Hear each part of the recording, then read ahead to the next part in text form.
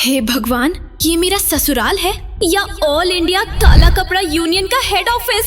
हजारों नौकर है यहाँ पर, एक भी औरत नहीं। ये ससुराल कम और हॉरर फिल्म का सेटअप ज्यादा लग रहा है। घूंघट में खड़ी दुल्हन आस्था का सर जोरों से चकरा गया। ससुराल की हालत देखकर उसे ठंडा पसीना आ गया। कहने को तो दुनिया के सबसे अमीर इंसान अरमान सिंघानिया से हुई थी उसकी शादी, लेकिन उसका घर देखकर आस्था की जान हो गई आधी। चाकू में लगा खून हटाना तो पड़ेगा, अरमान भाई की बीवी को घर लाना तो पड़ेगा। तेरा दिमाग खराब हो गया ध्रुव, भाभी तो पहले से ही डरी हुई है, ऊपर से तू चाकू छुरी की बात कर रहा है। अरे सुमित, ये तो सिर्फ चाकू छुरी की बात कर रहा है, जरा दूल्हे अरमान को तो देख, वो तो सीधे बंदूक निकालने की तैयारी कर रहा है।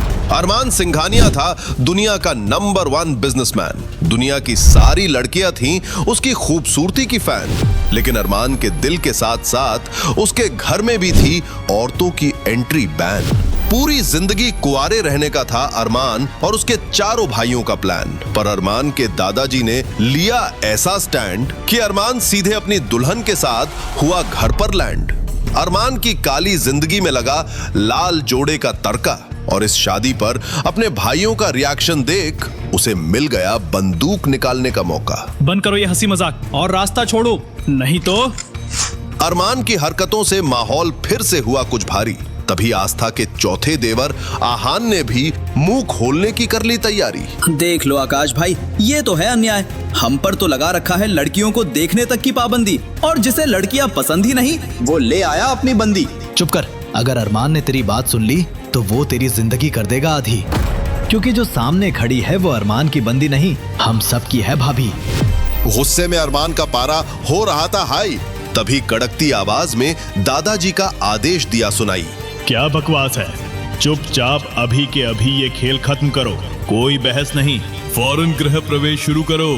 दादाजी की आवाज सुन सबने गर्दन को झुका ली। अरमान ने अपनी गन तुरंत ही छुपा ली। अरमान की तरह दादाजी का गुस्सा भी था बहुत घातक। अब नहीं चलेगा घर पे किसी का कोई भी नाटक।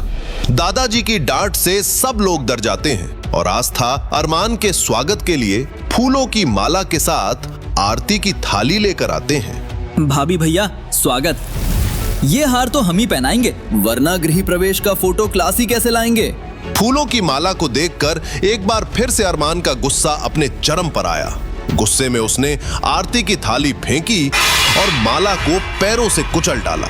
ये देखकर तो आस्था रह गई थी हैरान, लेकिन अरमान के इस बिहेवियर से फैमिली में कोई नहीं हुआ परेशान। ना होगा यहाँ कोई आरती या माला का आडंबर, क्योंकि आरती और माला दोनों है फीमेल जेंडर। लड़कियों से अरमान की नफरत देखकर आस्था की आंखें पथरा गईं। अपना चांद सा मुखरा वो फिर से घूंघट में छुपा गईं। अगर इसे पसंद नहीं है लड़कियाँ, तो क्यों की इसने मुझसे शादी? अच्छा खासा डॉक्टर बनने का सपना था मेरा, लेकिन इस राक्षस ने मेरी जिंदगी घूंघट के पीछे कैद करवा दी। गुस्से में अरमान ने अपनी जेब से गन निकाला और एक नया फरमान आस्था को सुना डाला। कान खोलकर सुन लो, जो रूल फॉलो करते हैं यहाँ के सभी मेंबर, इस घर में नहीं आती है कोई फीमेल जेंडर। तो आज के बाद तुम किसी फीमेल से बात नहीं करोगी। तुम्हारी नानी हो, मामी हो या दुनिया की कोई भी बड़ी फीमेल आसामी हो, तुम सबसे दूर रहोगी। अरमान की बातें सुनकर तो आस्था और ज्यादा घबराई। बंदूक को देखते ही आस्था की जान हलक में आई। घबराहट में उसका सिर होने लगा भारी। वो जमीन पर गिर गई ऐसे जैसे कोई चटाई। आस्था को अरमान ने गोद में उठाया और ये नजारा तो उसके चारों देवर को बड़ा भाया। लगता है इस बार कोई होगा चमत्कार, शायद मेरे भाई को हो जाएगा प्यारी भाभी से प्यार। दिन में सपने मत देख भाई, वो अरमान है, एक छोटा कसाई। सुमित की बात सुनकर आहान का मुंह लटक गया। वहीं अरमान का छोटा भाई डॉक्टर ध्रुव आस्था का चेकअप करने आगे बढ़ा। अरे गोद में कैसे चेक करूंगा, इन्हें सोफे पर लिटा दीजिए, सांस नहीं आ रही होगी इन्हें, इनका घूंघट तो हटा दीजिए। घूंघट का नाम सुनकर तो आस्था भी घबरा गई। मामी नानी की सीख उसे तुरंत याद आ गई। घूंघट नहीं हटाना बेटा, घूंघट नहीं हटाना, जो चाहे वो कर जाना, पर घूंघट ना हटाना। देख आस्था, अगर जिंदगी से रखना है तुझे कोई भी वास्ता, तो इस घूंघट को ही अपनी दुनिया बनाना, क्योंकि जिंदा रहने के लिए तेरे पास और नहीं है कोई रास्ता। तेरा पति है सनकी, खूबसूरती है उसकी दुश्मन। अगर उसने तेरा चेहरा देख लिया तो तुझे जमीन में ही कर देगा दफन। आस्था को डर से कांपता देख दादाजी भी घबरा गए। इससे पहले कि अरमान आस्था का घूंघट हटाता, दादाजी बीच में आ गए। नहीं हटेगा घूंघट, ना दिखेगा कोई चेहरा। जब तक मैं ना चाहूं, मेरी बहू के चेहरे पर रहेगा घूंघट का पहरा। दादाजी की बातें सुनकर सभी लोग घबरा गए। घूंघट के पीछे क्या है, ये सवाल सबके मन में आ गए। अगर ये घूंघट उठा तो पूरा सिंघानिया खानदान तबाह हो जाएगा और अरमान तो गुस्से में पूरा शहर जला डालेगा।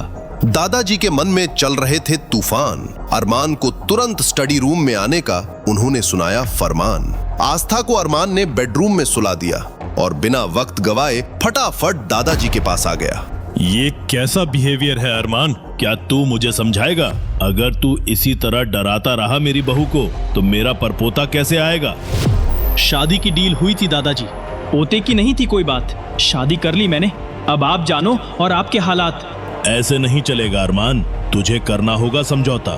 तू नहीं तो क्या पड़ोसी देगा मेरा परपोता? पोता पोता करके मेरी जान क्यों खा रहे हो?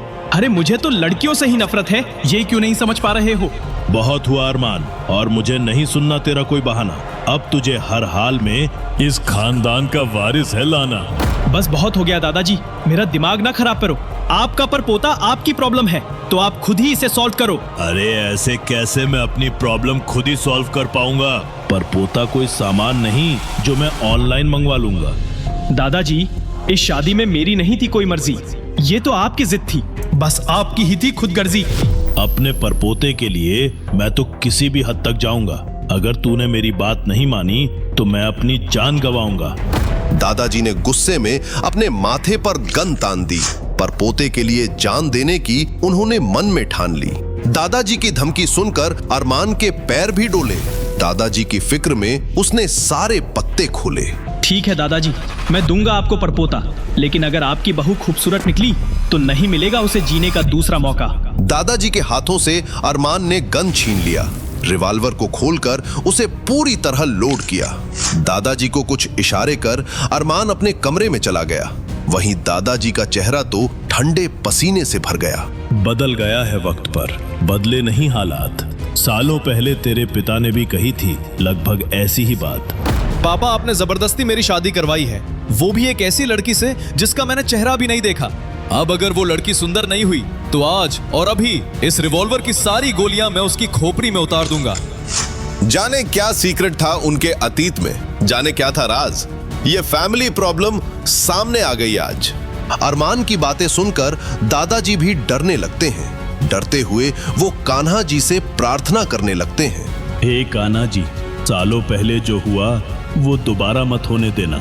चाहे कुछ भी हो जाए, बहू रानी का घूंघट ना सरकने देना। स्टडी रूम से अरमान निकला अपनी बंदूक में भरकर गोली। वहीं दूसरी तरफ आस्था ने अरमान के बेडरूम में आंखें खोली। लगता है इस कमरे में नहीं है किसी का आना जाना। बिना रोशनी और खिड़की के ये कमरा तो लग रहा तय खाना। डरते हुए आस्था ने बिस्तर से नीचे कदम बढ़ाया। बड़ी मुश्किल से स्विच बोर्ड ढूंढा और कमरे का बल्ब जलाया। घूंघट था सिर पर उसके, कुछ देख नहीं वो पाई। डरते हुए उठी और सीधे अलमारी से टकराई। ओए, माँ, मम्मी! आस्था की टक्कर से अलमारी ही हिल गई और इस चक्कर में ऊपर से एक तस्वीर धड़ाम से गिर गई।